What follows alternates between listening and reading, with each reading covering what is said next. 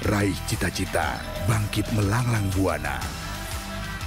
Tunjukkan keunggulan pada dunia. Yamaha All New NMAX 155. Live the Pride.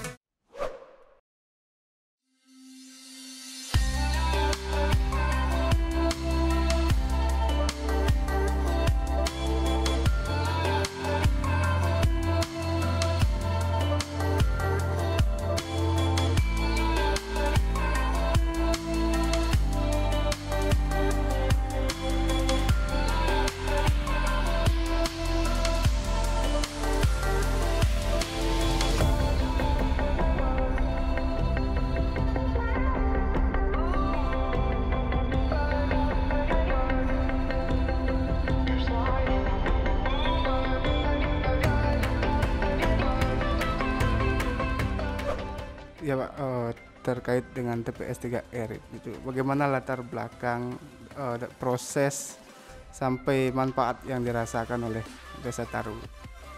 Om Swastiastu. Perkenalkan, nama saya Wayan Warke selaku Kepala Desa Taru, Kecamatan Lalang, Kabupaten Gianyar. Kami mengacu dari Pergub Bapak Gubernur Bali 47 tahun 2019. Hari ke kami bersinergi sama perjuru adat juga tokoh masyarakat. Dengan di tahun 2020 kami juga mengeluarkan Perdes nomor 2 tentang pengolahan sampah berbasis sumber. Dengan hal tersebut kami rapatkan tokoh-tokoh masyarakat juga seluruh desa 14 banjar adat yang ada di Desa Taru terkait dengan pengolahan sampah tersebut. Hal tersebut disambut baik oleh tokoh atau penjuru adat yang ada di Desa Taru. Dengan hal tersebut kami kuatkan lagi agar di semua desa adat di Desa Taru agar membuat pararem untuk pengolahan sampah dari basis utawi dari rumah tangga. Setelah pararem selesai, kami kuatkan lagi, kami dari staf desa mengedukasi bahkan turun ke bawah khususnya ke desa adat betapa pentingnya pengolahan sampah berbasis sumber yang ada di Desa Taru. Di itu pula kami kukuhkan lagi, kami buat lagi kader yang ada di masing-masing banjar adat terdiri dari ibu-ibu satu banjar adat ada 3 kader kebersihan yang secara langsung juga dikukuhkan oleh Ibu Bupati Gianyar. Tugasnya adalah satu, memberikan edukasi kepada masyarakat agar sampah tersebut khususnya dari dapur sudah bisa dipilah mana sampah organik, mana sampah non organik. Disitulah kami bekerja dengan seriusnya. Hasilnya sudah kita rasakan. Sekarang masyarakat yang ada di Desa Taru sudah sadar dengan betapa pentingnya menghargai sampah. Di samping itu bisa menilai ekonomi. Contohnya sekarang sampah organik juga bisa dijadikan pupuk dan nantinya akan dikembalikan untuk kepada masyarakat agar masyarakat ini lebih peduli dengan lingkungan, memanfaatkan kompos yang dihasilkan sendiri dari rumah tangga.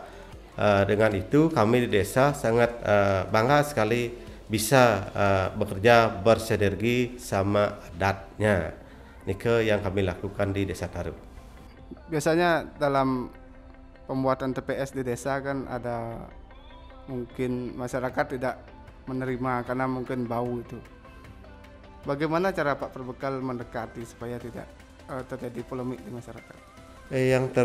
Yang pertama masalah memang bau dibilang, tapi kami sudah merasakan 1 tahun kalau sampah tersebut sudah dipilah dari rumah tangga, sampah tersebut tidak bau.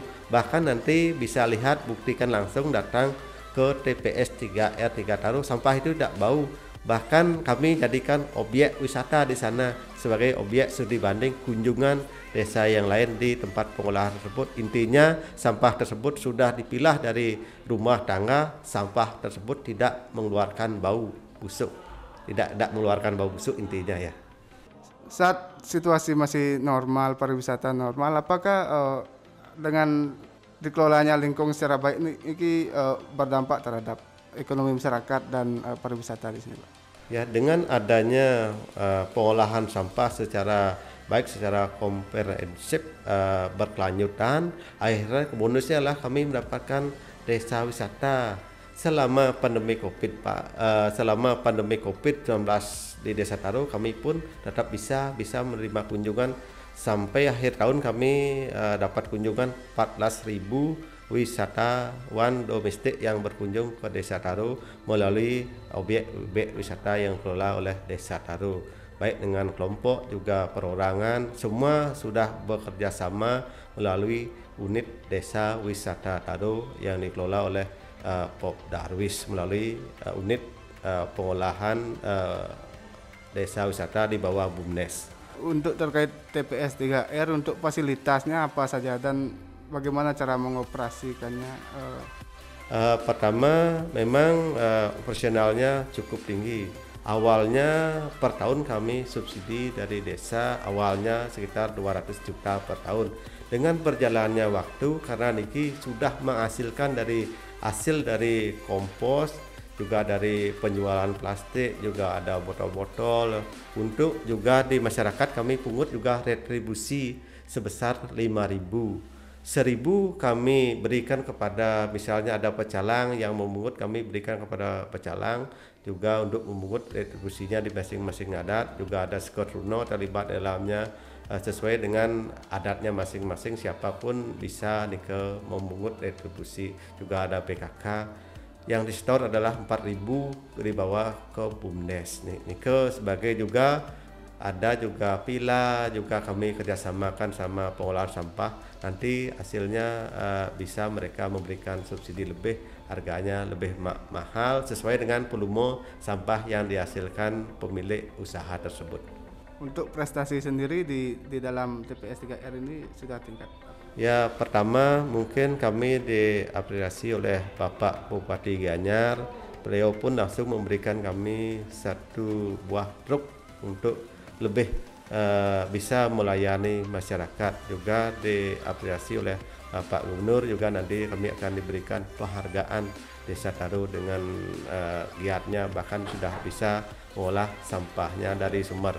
Nah, di samping Nike, di tahun 2018 juga Desa Taro mendapatkan Kalpataru dari Bapak Presiden Republik Indonesia. Juga di tahun 2019 kami juga mengikuti lomba wisata Nusantara. Di situ kami mendapatkan juara 1 harapan di tingkat nasional mewakili Bali. Harapan saya selaku perbekal, pertama kita harus berkelanjutan menjaga alam Ibu Pertiwi supaya tetap bebas dari sampah plastik, supaya anak cucu kita kelak mendapatkan alam yang luar biasa. Ya, masalah pengangkutan di masing-masing desa adat tersebut sudah ada jadwal dan waktu.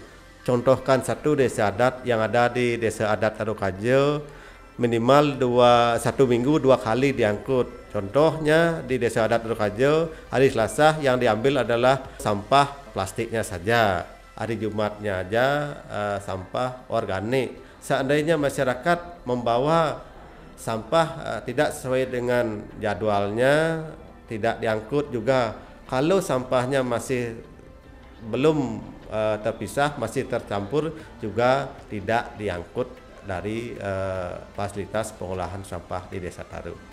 Juga di desa adat dengan awik dan perarabnya, seandainya masyarakat tidak mau mengikuti atau memilah sampahnya, masih saja membandel membuang sampah ke ladang, ke tegalan, atau balinya ke tebo, itu ada sanksinya dari adat. Sanksinya berbeda-beda sesuai dengan adat masing-masing. Contoh, misalnya diberikan teguran oleh penghulu desa atau beneso atau penjurunya. Kedua, mungkin disobiahkan atau diberitahu di saat paruman adat tersebut. Ketiga kalinya baru dikenakan sanksi berupa beras 10 kilo. Juga ada desa yang lain juga diberikan sanksi upacara sesuai dengan adat masing-masing yang ada di Desa Taro. Selama ini apakah sudah pernah ada yang kena? Belum pernah yang ada, karena masyarakat kami sangat serius, bahkan sangat antusias memilah sampahnya dari rumah tangga tersebut supaya dengan adanya denda supaya mudah-mudahan itu sebagai acuan di masing-masing adat supaya menyadarkan masyarakat. Ujung-ujung tidak denda itu kami utamakan. Yang kami utamakan adalah edukasi. Setiap ada pertemuan kami sampaikan ke masyarakat agar sampah tersebut betul-betul baik dipilah dari rumah tangga.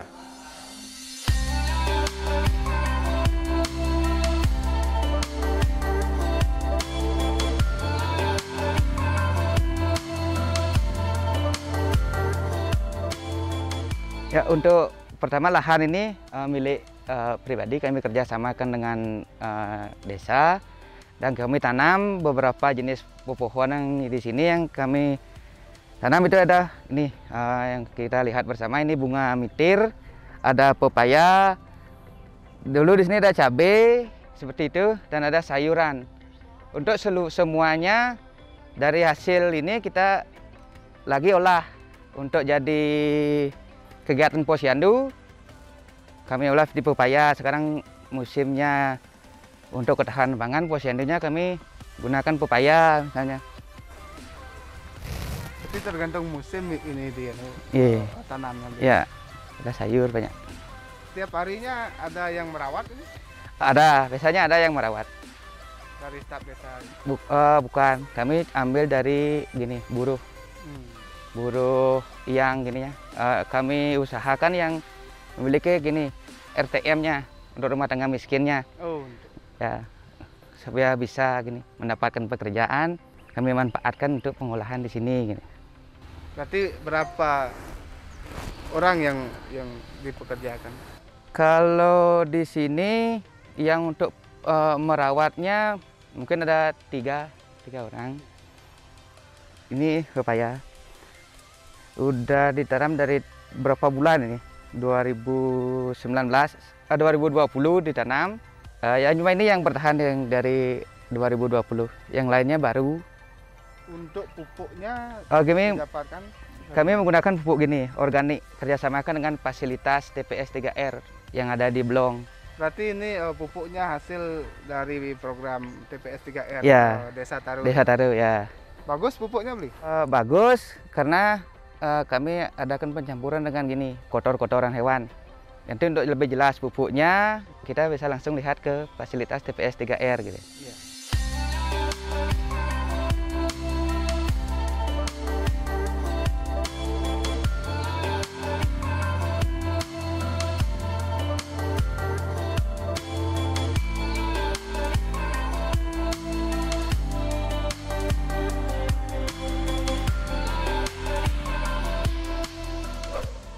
Bisa dijelaskan apa saja yang dikelola dan fasilitasnya bagaimana? Oh gitu, mungkin dari yang ada di sini Dumun ya. Kalau di sini kita punya 2 truk, kebetulan satu lagi jalan, sama lagi satu pickup.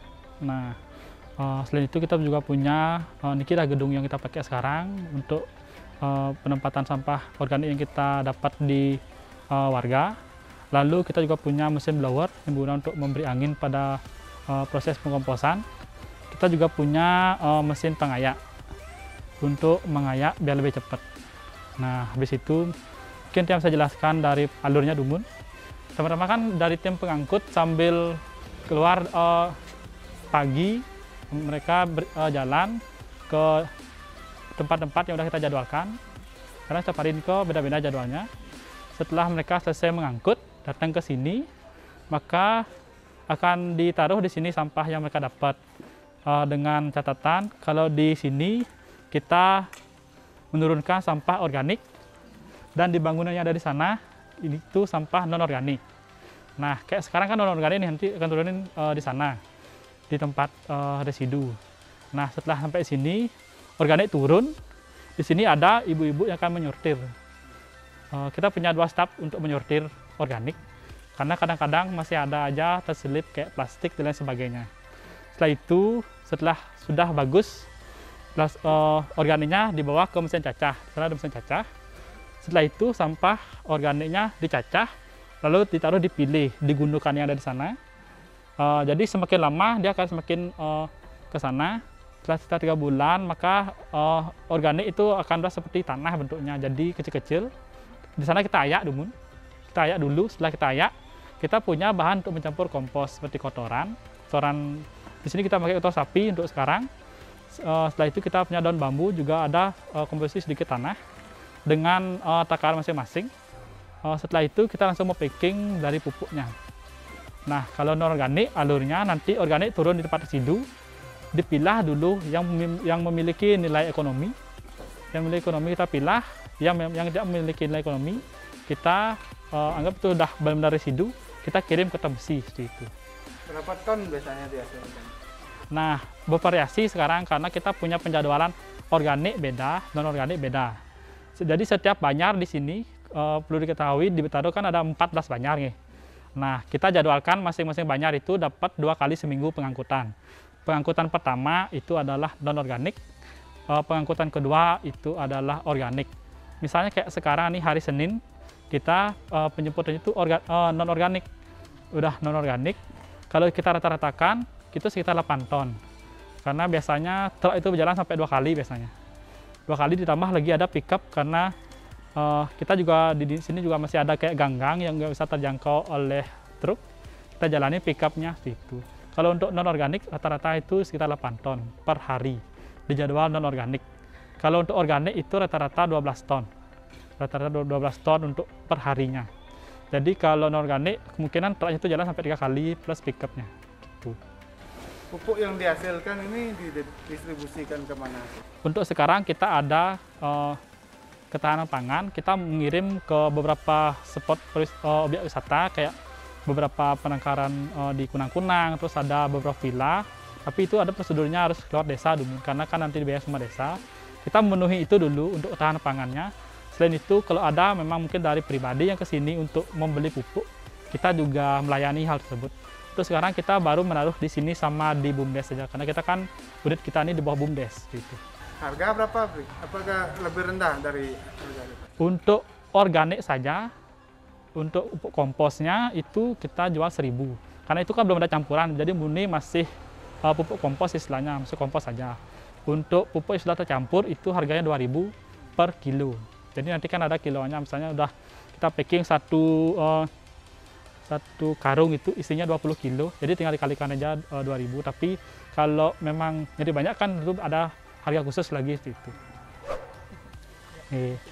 Ya. Mungkin kita langsung sini. Nah, ini dia mesin cacah yang kita punya. Kita udah punya baru 1 aja mesin cacah dengan organik yang cukup banyak. Nanti kita akan ajuin lagi, mungkin lagi 1 untuk mesin. Biar lebih cepat muternya di sini seperti. Terus hasil cacah di sini dia. Kita sebutnya pilih. Nah, di bawah ini udah ada blowernya yang memberi angin. Ini mesin blowernya. Di bawah pilih ini udah ada sirkulasi udara lewat pipa-pipa yang ada lubangnya. Dia memberi udara ke atas biar bisa lebih cepat pembusukannya. Tapi kita di sini nggak pakai bahan-bahan kimia kayak M4 itu kita nggak pakai. Ini murni masih alami. Cuma syaratnya itu harus kondisi lembab. Jadi kalau misalnya tidak hujan, kita harus rajin siram.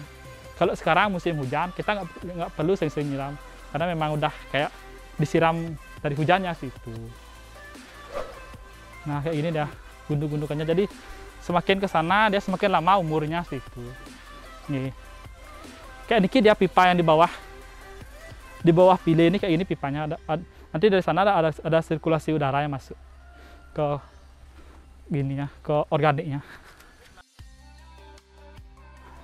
Nah, ini dia kompos yang udah kita keringkan.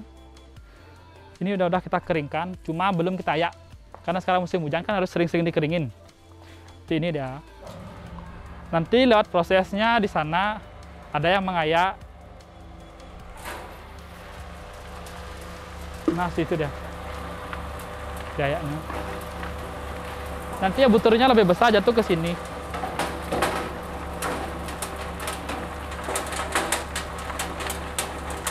Nah, yaudah bagus butirannya jatuh di bawah. Nanti akan dipindahkan ke sini. Ini dia hasilnya setelah diayak.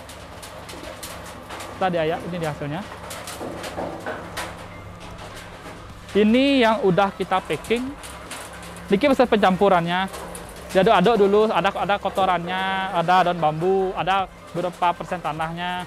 Setelah itu kita masukkan ke pemakingan, nanti kan di packing langsung udah bisa dijual gitu.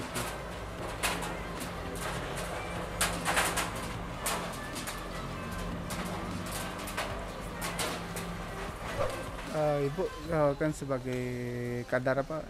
Kadar kebersihan di Desa Taru. Untuk mengedukasi masyarakat sama ini, apakah ada kesulitan? Oh ya, kami mengalami kendala yang sangat sulit, Pak. Kami itu turun setiap minggu, yang baru-baru yang 3 bulan lalu kami lakukan untuk mengedu masyarakat untuk memilah yang mana sampah organik dan yang mana sampah plastik. Itu sangat butuh tenaga, butuh waktu yang sangat-sangat sulit kami lakukan itu di desa ini. Tapi selama ini kami mengedukasi, sekarang sudah ada perubahan. Dari dulu sampahnya yang sangat tercampur dengan plastik, sekarang sudah terlihat ada sih beberapa plastik, tapi tidak seperti dulu. Biasanya sulit mengedukasinya ke orang lanjut usia atau anak generasi muda? Yang kami, ya tergantung sih Pak, keadaan orangnya. Mungkin yang lebih tua mungkin dia lebih mengerti daripada yang muda, tapi juga ada yang tua juga sulit kami edukasi, yang muda lebih mengerti juga, seperti itu kendala yang kami hadapi. Bagaimana cara mengedukasi? Apakah Ibu juga langsung memilah di rumah tersebut? Ya, kami langsung terjun, kami langsung praktek, kami nunjukkan bagaimana proses cara memilah, dari mengambil plastik, dari memisahkan organik, seperti itu kami lakukan di lapangan.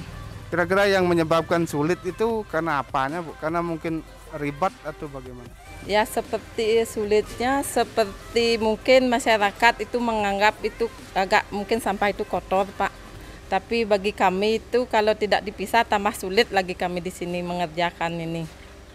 Yang pemilahan di rumah kami itu untuk kami itu supaya di rumah masing-masing rumah tangga itu menyediakan 3 tempat untuk melakukan pemilahan. 1 untuk sampah organik, 1 untuk anorganik yang ada nilai ekonomisnya, dan 1 kami butuhkan untuk residu yang memang tidak ada nilai ekonomis yang kami akan tampung buang ke TPA.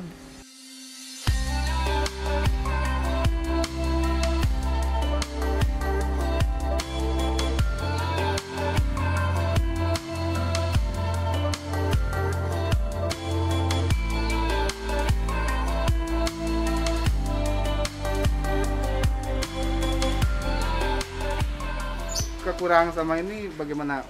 Apakah pemahaman soal residu itu yang kurang?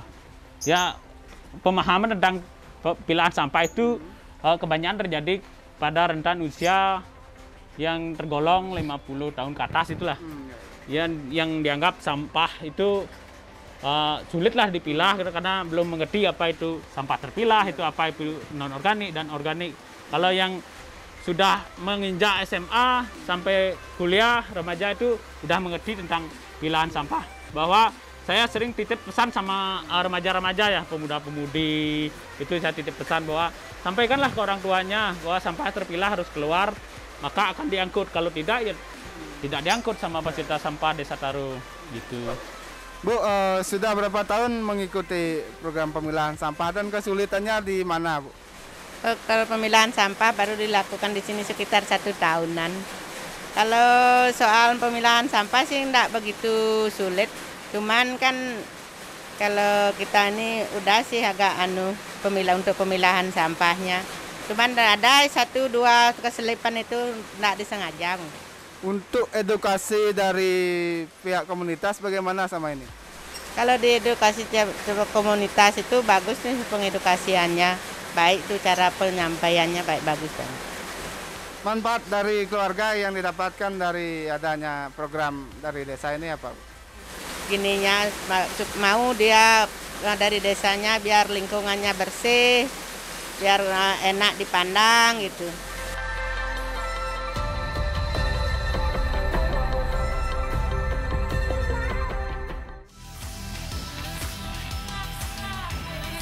Raih cita-cita, bangkit melanglang buana. Tunjukkan keunggulan pada dunia. Yamaha All New NMAX 155. Live the Pride.